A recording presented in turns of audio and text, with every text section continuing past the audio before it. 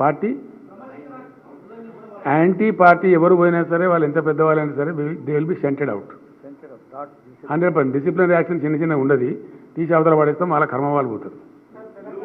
ఎందుకంటే నా పెళ్ళప్పుడు నా పెళ్లి చేయడానికి కూడా ఇబ్బంది పడ్డటువంటి వ్యక్తి ఆయన. రాజకీయాలలో 40-50 ఏళ్ళు ఉంటే కూడా ఆస్తులు సంపాదించుకోలే కేసీఆర్ గారు.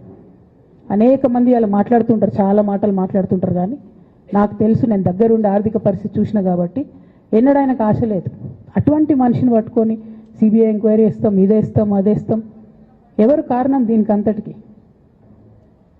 ఈ చేతగాని కాంగ్రెస్ ప్రభుత్వం మీ ఏసీబీ వాళ్ళు పోయి కాళేశ్వరంలో పనిచేసిన 3 ఇంజనీర్లను పట్టుకుంటే ఒక్కొక్క ఇంజనీర్ దగ్గర 100 కోట్ల ఆస్తులు వెళ్తే మీకు ఎందుకు ఎంక్వైరీ చేసే దమ్ము లేదు? వాళ్ళు వెనకాల ఎవరు ఉన్నారో ఎందుకు ఎంక్వైరీ చేస్తలేరు?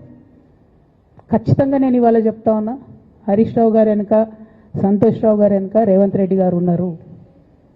వాళ్ళని ఖచ్చితంగా కాపాడతారు అన్ని విషయాలను. వాళ్ళని ఏమనరు, వాళ్ళ గురించి ఏం మాట్లాడరు. బాణం ఎంతసేపు కేసీఆర్ గారి మీద ఉంటుంది. కేసీఆర్ గారిని మాట్లాడాలి, కేసీఆర్ గారిని బదనాం చేయాలి. కానీ దగ్గరుండి ఈ అవినీతి అనకొండలు బీఆర్ఎస్ పార్టీని ఏదైతే డిస్టర్బ్ చేసిండ్రో వాళ్ళని మాత్రం ఏమనరు. ఈ ఇంటర్నల్ అండర్స్టాండింగ్ అనేది ఎక్స్పోజ్ కావాలి. రేపటి నుంచి నేను ఛాలెంజ్ చేసి చెప్తున్నా కదా, రేపటి నుంచి ఏం మాట్లాడతారు తెలుసా? ఈ మొత్తం బ్యాచ్లన్నిటికీ సోషల్ మీడియా బ్యాచ్లు ఉన్నాయి, వీళ్ళందరికీ బాగా చాలా చాలా బ్యాచ్లు ఉన్నాయి.